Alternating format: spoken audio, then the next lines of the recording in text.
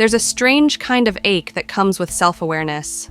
That moment when you realize you've outgrown something, but you still keep reaching for it anyway. You know the pattern, you've named it, you've journaled it.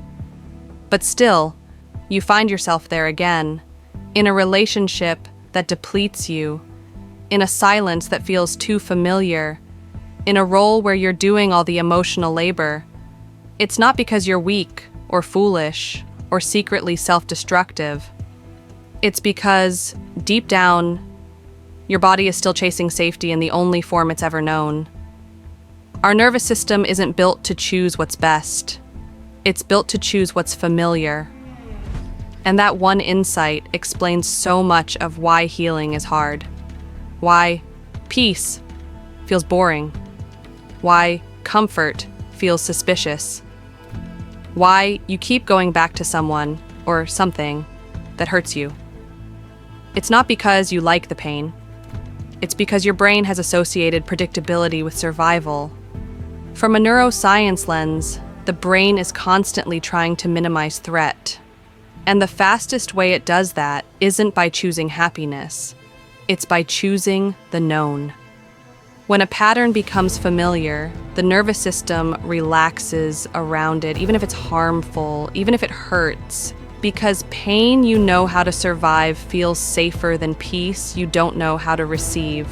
In fact, true safety, where you don't have to earn love or fix anyone or shrink yourself to belong, might feel deeply uncomfortable at first. It might even feel wrong. If your childhood taught you that love meant performance, you'll keep performing.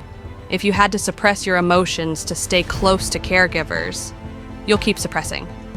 If your early experiences linked connection with chaos, then calm will feel like distance, and unpredictability will feel like intimacy. This is what therapists refer to as trauma bonding, or attachment-based imprinting. Not because you're bonded to trauma, but because your earliest bonds were wired around survival. Your body learned attention means walking on eggshells, affection means anxiety, and presence means performance. These emotional blueprints sink deep into your relationships, your reactions, your self-worth. And those patterns don't disappear just because you understand them. Awareness is a door, but your body needs to walk through it, slowly, over time. That's where coping strategies come in. Fixing people, over-explaining, taking care of everyone's emotions, becoming the emotional anchor in the room. You think it's maturity or strength, but underneath, it's often fear. Fear of being unchosen, fear of being unnecessary, fear of what might happen if you let someone else fall apart. You learned, if I can fix you, I'll matter. If I can keep the peace, maybe I won't be hurt. And so, you did. Over and over.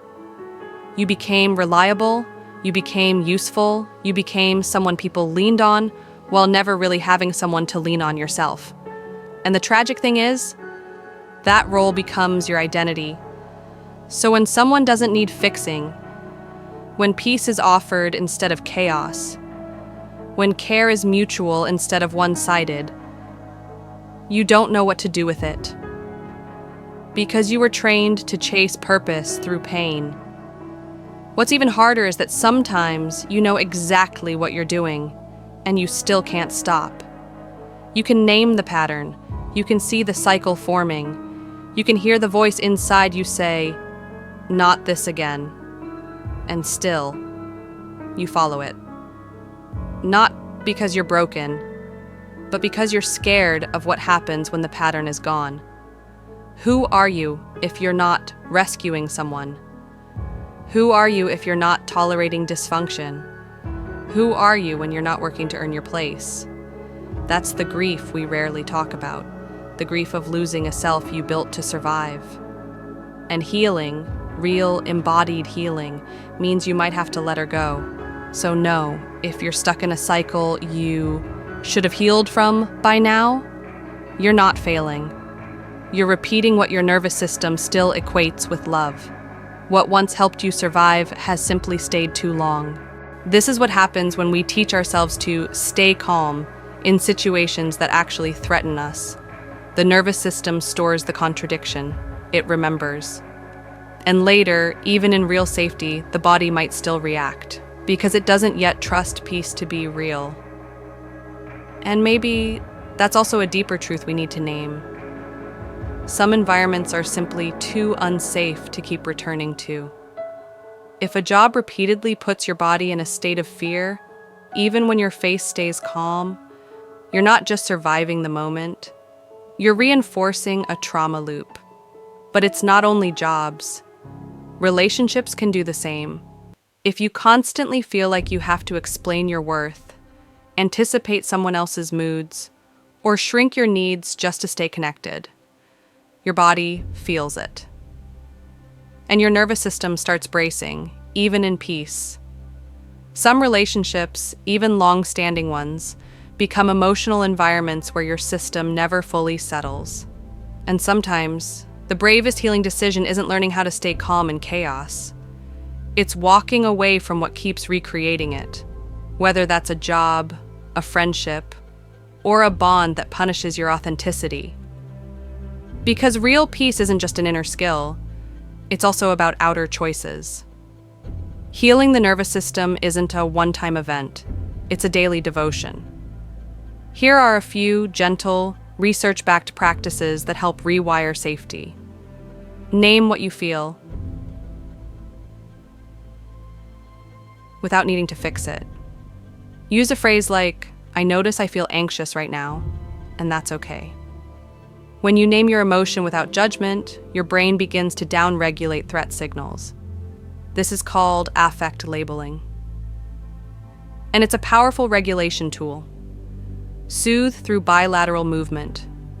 Walk with your arms swinging naturally. Tap your thighs left-right.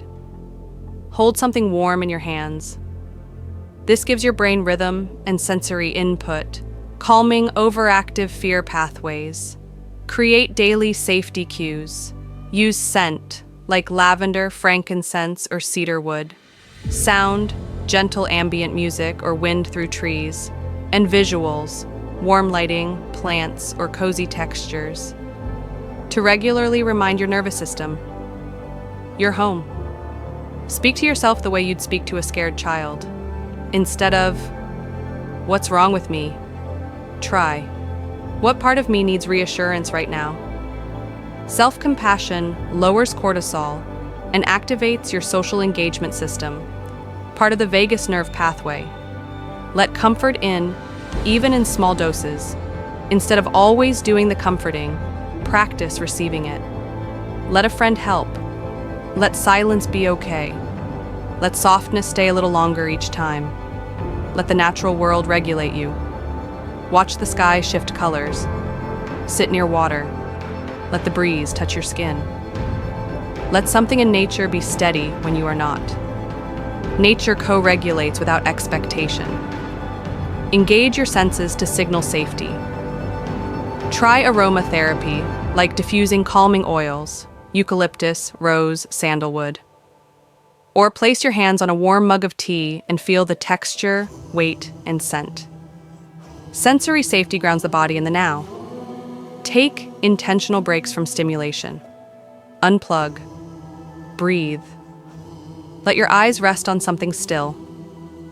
Nervous system healing often happens in these pauses, when nothing is demanded of you and you get to simply be. These moments, tiny as they seem, are the work of healing. They teach your nervous system that presence is possible. That safety isn't the absence of threat, it's the presence of connection. Being seen in your grief might feel unsafe, but that's part of the recalibration. That's the nervous system learning to associate new things with safety. Rest, slowness, closeness without crisis. It's not dramatic. It's not a breakthrough. It's soft. And that's why it's so hard to trust. You might even find yourself sabotaging peace, picking fights, withdrawing when someone is kind, feeling a strange discomfort when things are going well. That's not failure. That's your nervous system reverting to its comfort zone. It's not because you don't want peace. It's because part of you still doesn't trust that it's real or lasting. So your healing isn't just emotional, it's physiological. It's the slow repatterning of every layer of your being, so that when peace comes, you don't run. You recognize it, and eventually, you stay. You are not meant to live in crisis forever. You are not required to fix what hurt you just to feel lovable. You are allowed to rest. You are allowed to receive. You are allowed to experience peace without having to pay for it in exhaustion. And even if your body doesn't believe that yet, it's learning. Every time you choose gentleness over urgency, every time you choose presence over proving, every time you choose not to repeat the pain you once called home, you're healing. You may not see the progress every day. You may not always feel safe, but your nervous system is listening. With each small act of care, it remembers. Peace is no longer a threat. It's a home you're allowed to stay in.